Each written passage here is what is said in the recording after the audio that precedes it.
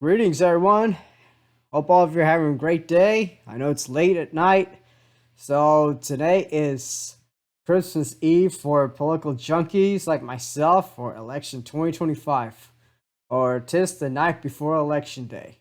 I know it sounds cheesy, but whatever.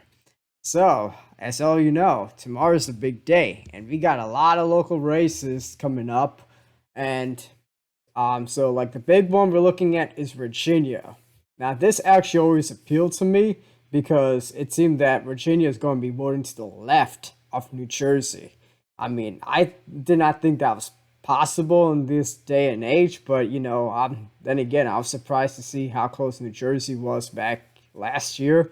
It's only like I think Harris only won by 6 percentage points, and you can say that even Virginia was by 6 percentage points as well. And it looks like that this race is going to be a blowout for the Democrats. I mean, just take a look. So all the polls, as you can see, basically, even despite that scandal with Jay Jones, who's a complete idiot in my opinion because of his stupid comments, she's still outperforming Winsome Sears by like almost double digits in these polls. And I think they're undercounting the Democratic support. You know how I know? Because back in 2017, they showed Ralph Northam. Like, I'm going to bring it up. Back in 2017, Ralph Northam, he won by 9 percentage points, 8 or 9. And as you can see here down the polls, let me bring it up. I did not have this thing prepared, but things happen. As you can see, you see that he's only leading by 4 or 5%, even by 1% the night before. Everybody thought that this was going to be a long night. Next thing you know, he wins by 9 percentage points. Now, so that's because they undercounted the Democratic support. And as you can see, like based on the photos I'm bringing from bluevirginia.com, so this is a great blog. I follow it all the time, despite not living in Virginia, but I just like to figure out what's happening in other states as well. So as you can see here, there's a lot more energy in Spanberger's rallies. It's not only in Northern Virginia, but it's also in the Richmond area. You can see all the grassroots support, all the people coming to our rallies, ready to vote. And yeah, so this is like in Richmond, Henrico. We have some sitting senators, which yeah, I'm not a fan of Slotkin at all. I think she's a neocon, but then again, we're talking about Virginia here. It's not they don't have a history of nominating the more left-leaning populist Democrats these days. So as you can see here, like Spanberger, I think that this is going to be a blowout election because let's face it, Winsome Earl Sears, the Republican candidate, she was a terrible nominee. I mean, this person, she, the fact that she has nothing to, her social views are so out of step with Virginia. Like, all she's talking about is trans kids, and meanwhile, like, you can see Virginia's economy is getting decimated by the federal job cuts, and it's not only affecting just Northern Virginia. So, yeah, so Republicans, yeah, it's also the rural parts of Virginia that are getting affected because there are towns there that only rely on a few things. The VA, they're getting cut. Public schools, oh, their funding got cut. And even rural health care, that's about to get decimated in a few years. So if you live in like someplace in Southwest Virginia, yeah, your economy is going to face a triple whammy. And you already have a lot of issues to deal with. So basically, at least if I give Spanberger some credit, she's presenting plans on how to improve the economy and also dealing with healthcare and also public schools. Now, I may not agree with all her policies. I have some differences with it, especially like when she was talking about the dumb gun control thing. I say, you know what? In the South, talking about gun control is a liability. That's like saying you're pro-life in that you're going to do an abortion ban in the northern states. Yeah, that's not going to fly too well. So, if she had cut back on the gun control stuff, I think she would have been in a bigger landslide. So, but based on what's been happening with the economy when it comes to Donald Trump's, so basically, Abigail Spanberger, she has a lot of things going for her. I think, despite the Jay Jones flub, which really turned me off.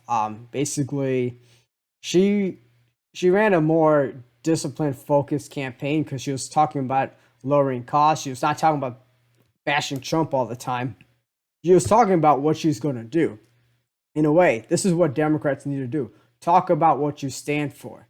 We may not agree with it, but at least, some people they respect it. And another thing you got to understand is she's been showing up everywhere, not just in the Northern Virginia, Virginia Beach, or Richmond, or the Richmond Metro. She's been showing up in places like in Southwest Virginia, Shenandoah Valley, the rural parts. So basically, Democrats they need to compete everywhere, and they may not win those areas completely, but there's a difference between getting defeated by 50 percentage points and by 30%. So basically, if you can cut the margins by a lot, at least 10 percentage points, you're on the right track.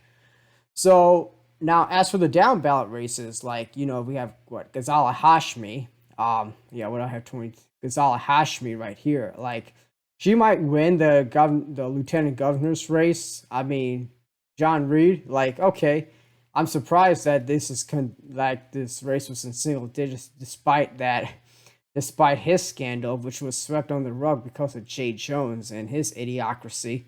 So I think Ghazal Hashmi, I think she might win. I don't think she's going to win by double digits, though. I mean, she could if it's Spanberger, because I think Spanberger, she's going to win this race this is my hot take, between 15 to 20%. 15 to 20%, right? And basically, Ghazal Hashmi will basically ride on her coattails.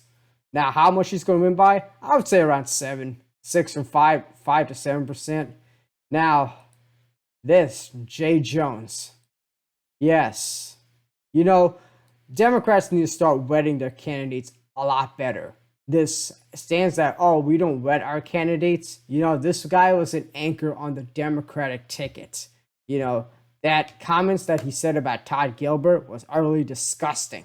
All right, I'm not, like I say, I'm no fan of the Republican Party, but at least I have some sense not to say stupid things like that. We can agree to disagree, but saying things like I'm not going to repeat it on this channel, but saying things like how about like offing your opponent, that's messed up. That is beyond beyond disgusting. Now, there's a chance Jay Jones is going to win. I mean, should have been Shannon Taylor, but there's a chance Jay Jones is going to win because of Spanberger's coattails. I mean, heck, I think this is going to be the closest race off all the Virginia races. Now, as you can see here, like what I have here is State Navigate. This is from Chas Netticombe. Now he's a data cruncher. He accurately predicted how many seats the Virginia Democrats won back in 2023. And this is his analysis. Spanberger, odds of winning 100%. Projected vote 59.6%. Winsome Earl Sears 39.4%. So you're talking about a 20-point margin. This is all early election day numbers, okay? This is election day numbers. Early vote numbers. Early vote, not election day. So people, if you still haven't voted, vote. Because I know a lot of Democrats, you'd like to get complacent about these things. So now these are the projections for some of the counties.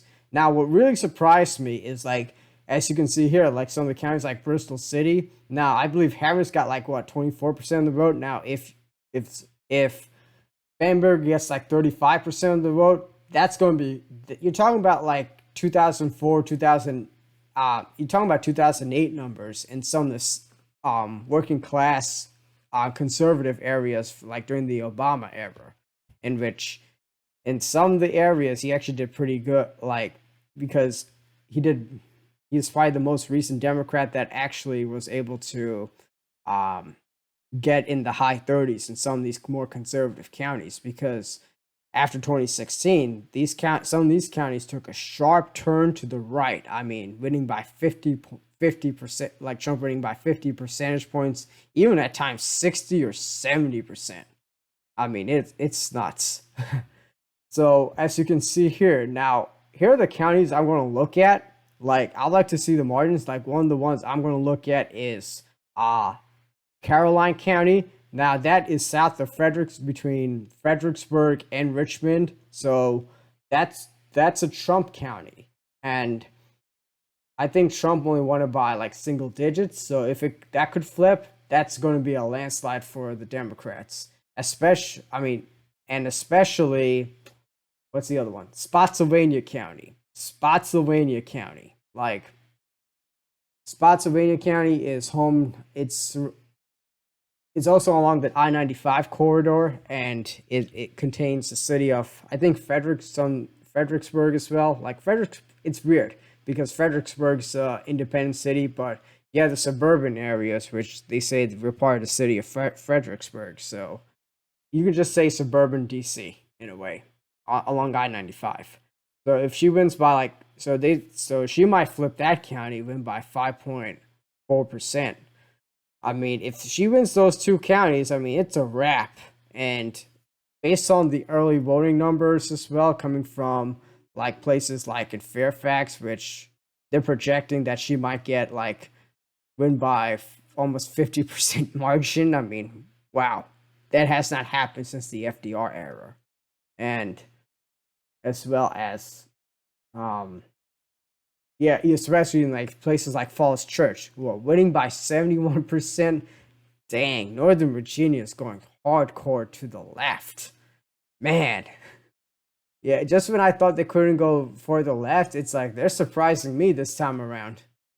I mean, I like to see the rural areas, see what the margin of victory is going to be like that. Because if Abigail Spanberger is able to cut their margins, I mean, I think she might. Then, this result could be a lot plausible, like a 20-point victory. But my hot take is she's going to win between 15 to 20 percentage points because of the early vote numbers, the energy as well. And especially there was a map. I don't have the infographic.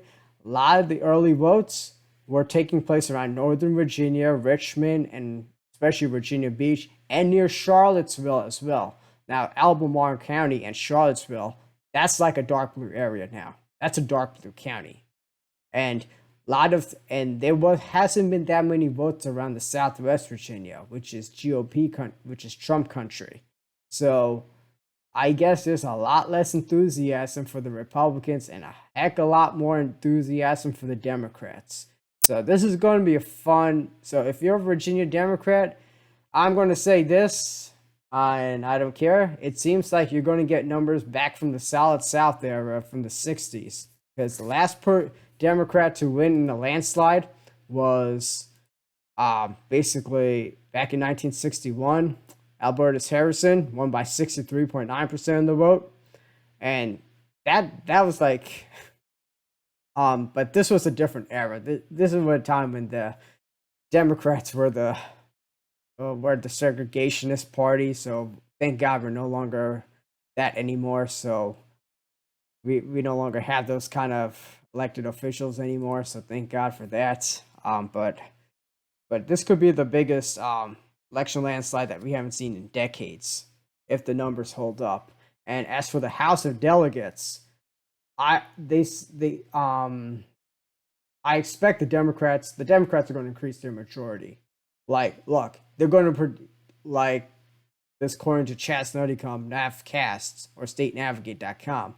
They said that Democrats are projected to gain 60 seats. 60. I think it's going to be higher than 60. I won't be surprised if it go to like 61. Now, a supermajority be 70. I mean, no, it's not 70. 67 seats. Could it be possible? Absolutely. Do I think that they'll get a supermajority? No. I'm going to be frank. They're not going to get a supermajority. But I don't know. Maybe if you guys vote, they could win. They could. But anything can happen.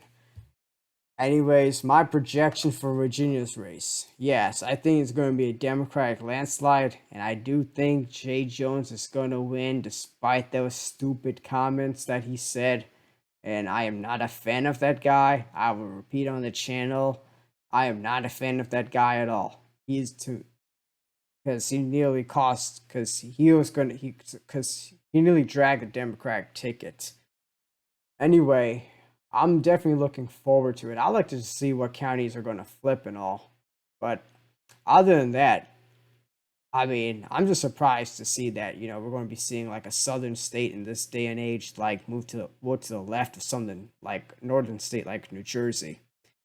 Anyway, I'd just like to hear your thoughts about it. What are your predictions for how the Virginia Dems are going to do tomorrow night? If you just like, comment, share, subscribe, that'll be great. I know that my words have been kind of out over the place. I mean, it's 10 o'clock Eastern. It's been a long day, but definitely just feel free to comment, say whatever. I know I had a few haters before, but I don't care. It's a free speech forum. All right, take care, guys. Have a great day.